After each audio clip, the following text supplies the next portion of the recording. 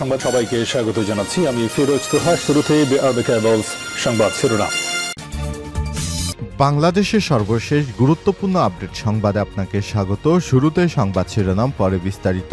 শুরুতেই জানাবো, সারা দেশে বিএনপির আনন্দ মিছিল। টেকনাফ থেকে তেঁতুলিয়া, রূপসা থেকে পাথুরিয়া, তার মানে ৫৭,০০০ বর্গমাইল জুড়ে চলছে উল্লাসের দিল খোলা এক অন্যরকম অনুভূতি খেলা। পতিত শেখ হাসিনা স্বৈরাচারের রাজনৈতিক বিদ্বেষ আইন, আদালতে চুলচেরা বিশ্লেষণ এবং সঠিক তথ্য উপাত্তের অভাবে বিএনপির ভারপ্রাপ্ত চেয়ারম্যান তারেক রহমান সহ ২১ আগস্টের গ্রেনেড হামলা মামলায় সকল আসামি খালাস পায়। তৈরি হয়েছে এই আনন্দ উচ্ছ্বাসের ভেলা। এরপর জানিয়ে দিব, অর্থ পাচার আওয়ামী লীগ স্টাইল। আওয়ামী লীগের আমলে অর্থ পাচার নিয়ে তৈরি শ্বেতপত্র প্রতিবেদন রোববার প্রধান উপদেষ্টা ডক্টর মোহাম্মদ ইউনূসের কাছে হস্তান্তর করেছে শ্বেতপত্র প্রণয়ন কমিটি। ওই প্রতিবেদনে বিগত আওয়ামী লীগ সরকার আমলে টাকা পাচারের আনুমানিক এই চিত্র তুলে ধরা হয়েছে। এই নিয়ে উপদেষ্টা আসিফ নজরুল আজ সকালে তার ফেসবুকে একটি পোস্ট দিয়েছেন। এ বিষয়টি আপনাদের সামনে তুলে ধরা হচ্ছে, সঙ্গেই থাকুন। জানাবো, ইসলামী ইন্স্যুরেন্সের হাজার হাজার কোটি টাকা লুট করেছে আওয়ামী লীগের আমলের ঢাকার এমপি সাঈদ খোকন। জানাবো, নতুন নির্বাচন কমিশনের প্রথম সভা আজ। নতুন নির্বাচন কমিশনের ইসির প্রথম বৈঠক অনুষ্ঠিত হবে আজ বেলা ১১টায় রাজধানীর আগারগাঁয়ে নির্বাচন কমিশন সচিবালয়ে এই সভাকক্ষে সভা অনুষ্ঠিত হচ্ছে। এদিকে বিদেশি কূটনৈতিকদের আজ ব্রিফ করবেন পররাষ্ট্র উপদেষ্টা। ঢাকায় বিভিন্ন মিশনে দায়িত্বরত বিদেশি কূটনৈতিকদের ব্রিফ করবেন অন্তর্বর্তীকালীন সরকারের পররাষ্ট্র উপদেষ্টা মোহাম্মদ তৌহিদ হোসেন। ব্রিফিংয়ে ধর্মীয় সংখ্যালঘু ইস্যুতে কূটনৈতিকদের অবহিত করার পাশাপাশি ইসকন-সহ সাম্প্রদায়িক ঘটনা প্রবাহ প্রসঙ্গ তুলে ধরা হবে। এবং সর্বশেষ জানাবো, বাংলাদেশ প্রসঙ্গ টেনে ভারত সরকারকে ধুয়ে দিলেন কাশ্মীরের নেতা। এবার বাংলাদেশ প্রসঙ্গ টেনে ভারত সরকারকে ধুয়ে দিয়েছেন জম্মু কাশ্মীরের পিপলস ডেমোক্রেট পার্টি পিডিপির প্রধান ও সাবেক মুখ্যমন্ত্রী মাহবুবা মুফতি। আজ জম্মুতে সাংবাদিকদের কাছে সম্প্রতি উত্তরপ্রদেশের সাম্ভালে মসজিদকে ঘিরে সহিংসতার বিষয়ে প্রতিক্রিয়া জানান তিনি। বাংলাদেশ ও ভারতে যদি সংখ্যালঘুদের সঙ্গে এই আচরণ করা হয়, তবে দুই দেশের মধ্যে পার্থক্য কোথায়? আমি কোনো পার্থক্য খুঁজে পাই না। জম্মু কাশ্মীরের সাবেক এই মুখ্যমন্ত্রী বলেন, আমি আজ আশঙ্কা করছি ১৯৪৭ সালে পরিস্থিতির দিকে আমাদের ঠেলে দেয়া হচ্ছে। যুবকেরা যখন চাকরির কথা বলে তখন তারা তা পায় না। ভালো হাসপাতালে, শিক্ষা ব্যবস্থা কোনোটি আমাদের দেশে নেই। রাস্তার অবস্থা উন্নত হচ্ছে না। মন্দির খোঁজার জন্য মসজিদ ভাঙার চেষ্টা করা হচ্ছে। এটি সমর্থন করছে নরেন্দ্র মোদী। প্রিয় দর্শক, এতক্ষণ শুনছিলেন সংবাদ শিরোনাম, এবারে বিস্তারিত। তবে তার আগে বন্ধুরা, অনুরোধ থাকবে সংবাদটিতে একটি লাইক দিন। এই চ্যানেলে আপনি নতুন হয়ে থাকলে আমাদের সংবাদটি দেখতে দেখতে চ্যানেলটি সাবস্ক্রাইব করে রাখুন। কমেন্ট করে আপনার মূল্যবান মতামত জানিয়ে দিন। এবারে বিস্তারিত।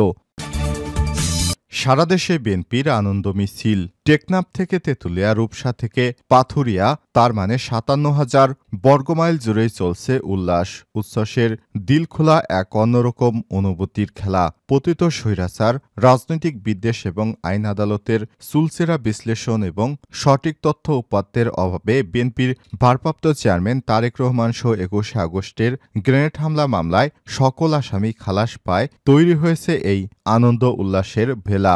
রোববার ১ ডিসেম্বর হাইকোর্ট ডিভিশনের ২ সদস্যের একটি বেঞ্চ গ্রেনেড হামলা মামলায় তারেক রহমান সহ সকল আসামিকে খালাস দেয় এবং এটিকে মিথ্যা মামলা হিসেবে রায় ঘোষণা করে।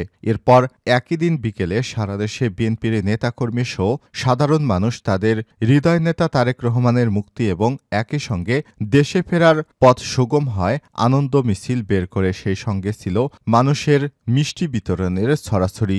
বিএনপির ভারপ্রাপ্ত চেয়ারম্যান তারেক রহমানকে ২১ আগস্টের গ্রেনেড হামলা মামলায় খালাস দেওয়ায় দলের সিনিয়র যুগ্ম মহাসচিব অ্যাডভোকেট রুহুল কবির রিজভীর নেতৃত্বে রোববার ১ ডিসেম্বর সন্ধ্যার আগে রাজধানীর নয়াপল্টনে আনন্দ মিছিল বের হয়।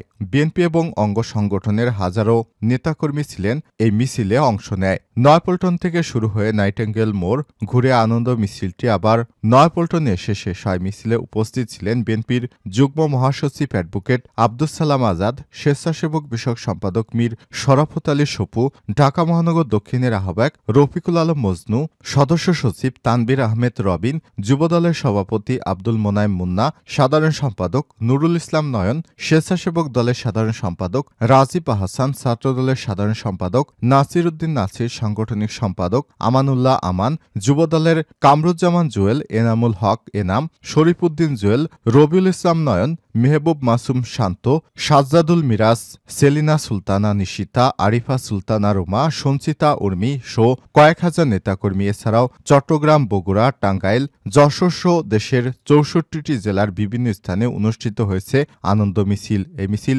আগামীকাল অর্থাৎ আজ ২ ডিসেম্বর বের করা হবে বলে জানিয়েছে জেলা বিএনপির নেতারা। অর্থপাচার আওয়ামী লীগ স্টাইল। আওয়ামী লীগের আমলে অর্থপাচার নিয়ে তৈরি শ্বেতপত্র প্রতিবেদন রোববার প্রধান উপদেষ্টা ড মোহাম্মদ ইউনূসের কাছে হস্তান্তর করেছে শ্বেতপত্র প্রণয়ন কমিটি। ওই প্রতিবেদনে বিগত আওয়ামী লীগ সরকারের আমলে টাকা পাচারের আনুমানিক এই চিত্র তুলে ধরা হয়। এ নিয়ে উপদেষ্টা আসিফ নজরুল সোমবার সকালে তার ফেসবুকে একটি পোস্ট দিয়েছেন। সেখানে তা তুলে ধরা হল। বিগত আওয়ামী লীগ সরকারের আমলে ২০০৯ থেকে ২০২৩ সালের মধ্যে ২৩,৪০০ কোটি ডলার বিদেশে পাচার হয়েছে। বর্তমানে বাজার দরের হিসেবে এর পরিমাণ ২৮ লক্ষ কোটি টাকা।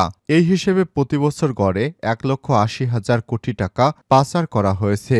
আওয়ামী লীগ সরকারের আমলে দুর্নীতিগ্রস্ত রাজনীতিবিদ, ব্যবসায়ী, আর্থিক খাতের রাঘব বোয়াল, কিরানক, আমলা এবং মধ্যস্থতাভোগীরা এই পরিমাণ অর্থ পাচার করেছে। গতকাল রোববার অর্থনীতি নিয়ে তৈরি শ্বেতপত্র প্রতিবেদনে প্রধান উপদেষ্টা ড মোহাম্মদ ইউনূসের কাছে হস্তান্তর করেছে শ্বেতপত্র প্রণয়ন কমিটি। ওই প্রতিবেদনে বিগত আওয়ামী লীগ সরকার আমলে টাকা পাচার আনুমানিক এই চিত্র তুলে ধরা হয়।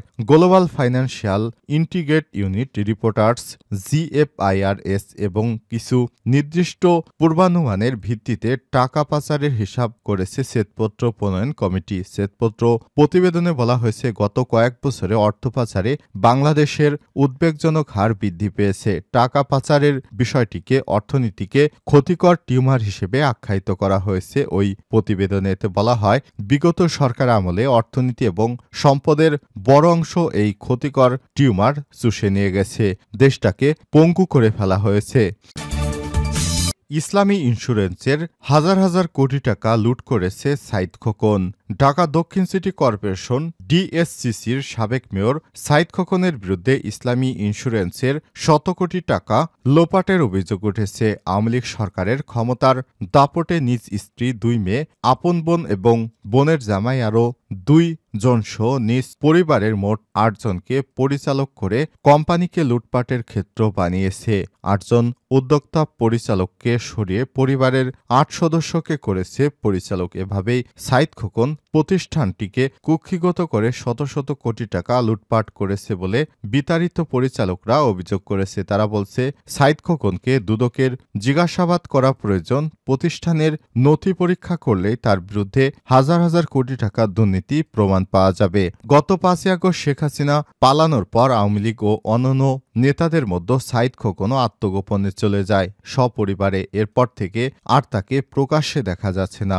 জানা গেছে, সাবেক মেয়র সাইদ খোকন নিজে অস্ট্রেলিয়ার নাগরিক এবং অন্তত 11টি দেশে রয়েছে বিলাসবহুল বাড়ি। তবে হাসিনার হঠাৎ পলায়নে তিনি আর দেশ ছেড়ে পলায়ন করতে পারেননি। সংশ্লিষ্ট সূত্র থেকে জানা গেছে, ইসলামী ইন্স্যুরেন্স বাংলাদেশ লিমিটেডের 2000 সালে নিবন্ধিত একটি সাধারণ বীমা প্রতিষ্ঠান। দেশের প্রথম শরিয়াভিত্তিক কোম্পানি হিসেবে এটি 2009 সালে পুঁজিবাজারে তালিকাভুক্ত হয়। প্রতিষ্ঠার পর থেকেই প্রতিষ্ঠানটিকে একটি পরিচালিত হয়ে আসছিল। স্বল্প সময়ের ব্যবধানে গ্রাহকের আস্থা অর্জনের পাশাপাশি আশানুরূপ প্রিমিয়ামও দিয়েছে গ্রাহকদের। অভিযোগ উঠেছে, DSCCর সাবেক মেয়র, ঢাকা 6 আসনের সাবেক MP সাইদ খোকন 2012 সালে জোরপূর্বক অনিয়মতান্ত্রিকভাবে আগের চেয়ারম্যান তোফাজ্জল হোসেনকে দায়িত্ব থেকে অব্যাহতি দিয়ে নিজেই ইসলামী ইন্স্যুরেন্সের চেয়ারম্যান পদে অধিষ্ঠিত হন। দীর্ঘ 12 বছরের নির্বাচন ছাড়াই বেআইনিভাবে তিনি এই পদে বহাল থেকে নানা দুর্নীতি এবং অনিয়ম করেছেন। এভাবেই সেখান থেকে লুটপাট করেছেন হাজার হাজার কোটি টাকা। এখন এই গ্রাহকদের টাকাগুলো ফেরত দিতে পারছে না কোম্পানিটি। নতুন নির্বাচন কমিশনের প্রথম সভা আজ। নতুন নির্বাচন কমিশন ইসি প্রথমে বৈঠক অনুষ্ঠিত হবে আজ সোমবার ২ ডিসেম্বর বেলা ১১টায় আগারগাঁওয়ে নির্বাচন কমিশন সচিবালয়ে প্রধান নির্বাচন কমিশনার সিসি সভাকক্ষে সভা হবে। সভায় ভোটার তালিকা হালনাগাদ সহ বিভিন্ন বিষয়ে সিদ্ধান্ত আসতে পারে। সভায় প্রাধান্য পাবে যেসব এজেন্ডা সমূহ নির্বাচন কমিশন কার্যপ্রণালী বিধিবিধান ২০১০-এর বিধি ৩/২-এর বিধান অনুযায়ী কমিশনের বিভিন্ন কার্যক্রম নিষ্পেষণের জন্য ৪ জন মাননীয় নির্বাচন কমিশনারের নেতৃত্বে পৃথক ৪টি কমিশন গঠন, ভোটার তালিকা হালনাগাদ কর্মসূচি প্রণয়ন, জাতীয় সংসদের সীমানা নির্ধারণ সংক্রান্ত প্রাপ্ত আপত্তিসমূহের বিষয়ে মাননীয় কমিশনকে অবহিতকরণ এবং বিবিধ। এর আগে প্রধান নির্বাচন কমিশনার হিসেবে সাবেক সচিব এম নাসির উদ্দিন নিয়োগ পান। এছাড়াও নির্বাচন কমিশনার পদে যে ৪ জন নিয়োগ পান তারা হলেন অবসরপ্রাপ্ত অতিরিক্ত সচিব মোহাম্মদ আনোয়ারুল ইসলাম সরকার, অবসরপ্রাপ্ত জেলা এবং দায়রা জজ আব্দুর রহমান মাসুদ, অবসরপ্রাপ্ত যুগ্ম সচিব তহমিদা আহমেদ এবং ব্রিগেডিয়ার জেনারেল অবসরপ্রাপ্ত আবুল ফজল মোহাম্মদ সানাউল্লাহ।